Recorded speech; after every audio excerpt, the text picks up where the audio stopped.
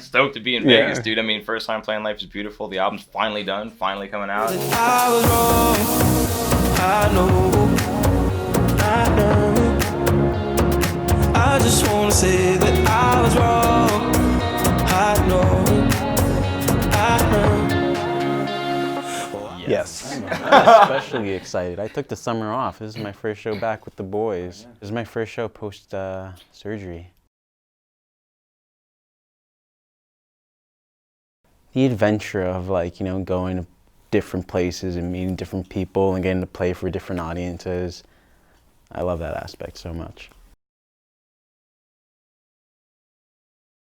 No, we did that on purpose. Yeah, no, we're not from Arizona, but it is half home to the Grand Canyon, and that's kind of tight. And also, Nate was wearing an Arizona iced tea hat when we named the band, that we didn't know if it was going to be a band yet or not. And we're from Jersey, and only two of us I guess at that time had ever even really been to Arizona, or one of us only ever been to Arizona. Me. We did name it Arizona because of his hat and because it looked cool and it was spaced out. Then it would be a funny conversation to have one day. There's always like a tension of how you made it in the vacuum of the studio, and then learning how to let go of that and let it be its own thing live was a learning curve for us. You learn to let go, but it is weird, being like, man, I can't quantize that, and I can't go back and redo that, and whatever, So it's interesting to let yourself experience the freedom of just jamming in the moment, The way that we've played these songs, when we first put them out to where they are now, is definitely very different. We learn where the moments happen, and through playing it together, we kind of find out where we get to explore the space. And where people react to. Yeah. People have funny moments that they react to that we didn't expect them to react to and things. It's they have their own ideas and stuff, but we just, literally the whole first album was studio stuff. And then, so we just finished our second album now and kind of factor that into when we're making album 2, it's yo, what's going to be a crazy moment live? Or what could we have fun with live? So yeah, a lot of energy.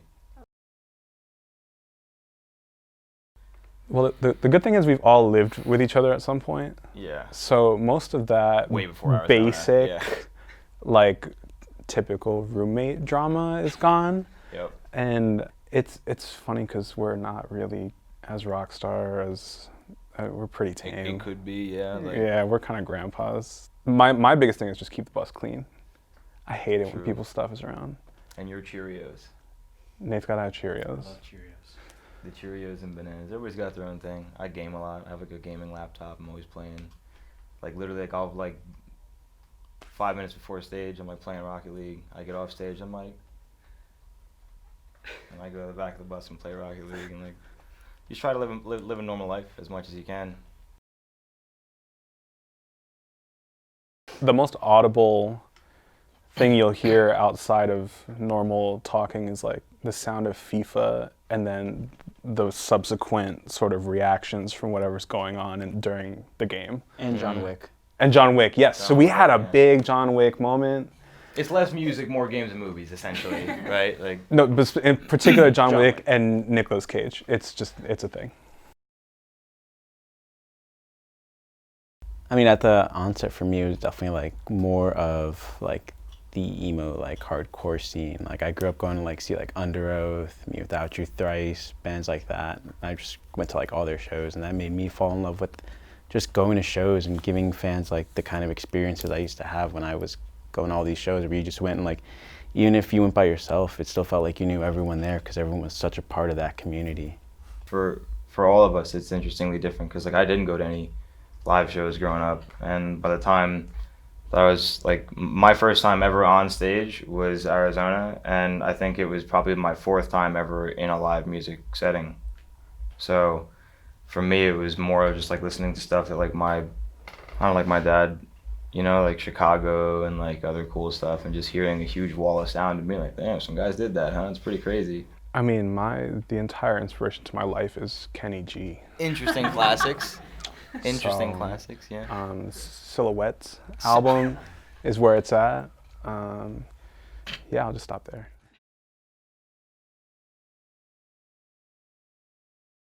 I pick up stuff while I'm touring. I got probably like 4 big old boxes back home just filled with stuff.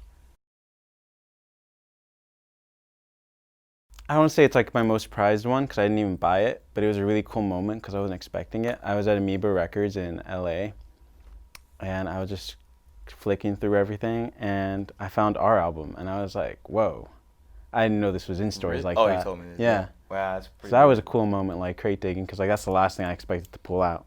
That's like weird. I didn't even know our records were in stores. Yeah. I was like, whoa, they sell these in stores? Yeah.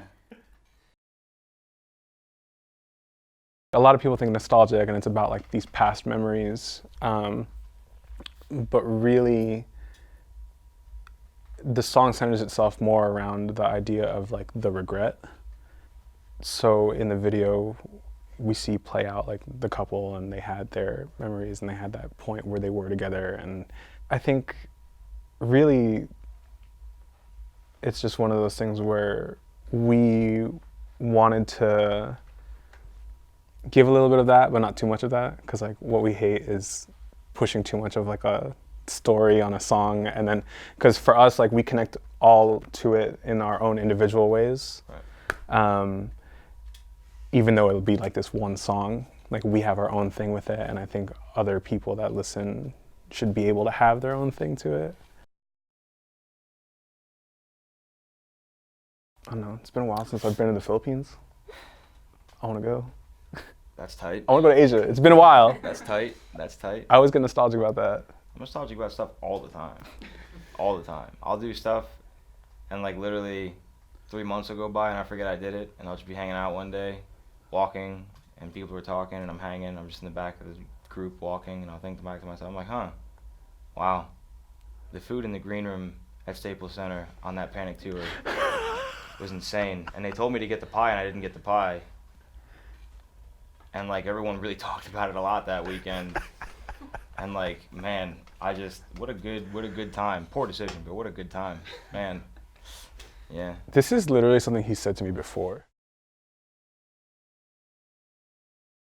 I think one of the biggest ways this album is different is that we did the thing that we try not to do, which is we dove very, very, very deep into it. And it took longer than we wanted it to. It's, basically been 2 years. And it was an interesting thing. The sophomore album is always kind of a scary thing, I guess, for people, right? In the grand scheme of things, I guess if you are putting out stuff, it's like how do you top the first or meet the bar or whatever. And so we thought so much about it that we got behind, and then we had to catch up, but then catching up to catch up is going to make it worse. And then so like it just took a while. I got to a point where we had to do what was in front of us. And the only way to get it done was to not think about it at that point. So the stuff that felt the most natural out of the huge pile of what do we do with all this, came down to a core set of, a handful of songs that just about make just an album. It's not like a super crazy long album, but it's an album. It's like a, whatever. And those songs were things that we didn't have to really think about at that point too much because we had no choice. And so finishing that, we put a lot of just like really strung out 2-year, here we are, let's just do it, let's not think about it anymore, work into it over the course of a very short period of time. And it went from something that we were not sure was going to be something that we felt was true to us and what we were doing, something that kind of feels good. Like when we listen to the masters that we have now, it's like kind of listening to them for the first time again, which is cool. And it was also fun because they're all like kind of 80s jams in certain ways, because we were like really inspired by 80s stuff, so we kind of had a lot of fun with the tracks. We're happy and we're excited. It went from who knows when to like basically tomorrow, so can't wait. Weird, Yeah, honestly, I think by the time it got around to us, like, and knowing for sure that it was going to be on the Avicii album, and then subsequently being tasked with finishing the song, in the forefront of our minds was, let's make sure that we honor him and his legacy. And The other thing that we had to reconcile was the idea that maybe a song like this will never feel finished the way that you would finish a regular record. And so all we had was to do the best that we could, and do what felt natural, but that sort of settling in your soul after making something might not actually occur. It was always more about the song. So we did what we could with the track. Yeah. Because we wanted it to, feel good. But at the end of the day, I think the song resonated with him in a way that he felt was necessary to include into a weird part of, like, putting together a few things, I guess, he was working on that were, I guess, meaningful to him in certain ways. And that was the song, And so when we were talking about, hey, like, we'll take it the final mile the best of our ability, it's just like, as Dave said, it's like, all we have to give it is what we have and nothing more. So we're not going to beat Tim, so we can't do that. It's missing the most important part, even if it is finished. So it's not going to be finished. So we'll just do the best we can, and we'll try to just make sure that we don't get too over our heads with wrapping ourselves up with it too much, and just let the song be what the song is, so that it can be a part of the greater message that the album was. That became our priority the more that we got into realizing what it was going to mean. I don't know, if it was just my money and not like shared money, like Dave's money. Yeah, Dave like Dave's I'd have to money? like take care of my debt, and then Okay. kill off all my parents' debt, right? Like make sure the fam is good, and then do something absolutely reckless after that, like buy like a gold-plated yacht. I would get tickets to the Dead. That's a very real answer. I would just maybe like buy something like that I knew I didn't need, but like wanted to have for a second anyway. What don't you need that you want to have right now? Probably like another gaming computer. Honestly, real talk, like one of the big setups, like where you do like a flight sim where the chair is like on some shit. Like with hydraulics and stuff, like Yeah. So like when you sit, it's like a full flight sim thing. like you're in an arcade. Like you'd buy yourself an arcade. I'd buy that, and then I'd realize I had no space for it in the house. And then I'd add a fucking wing to the house. Oh, sorry, guys. For your wings. Right.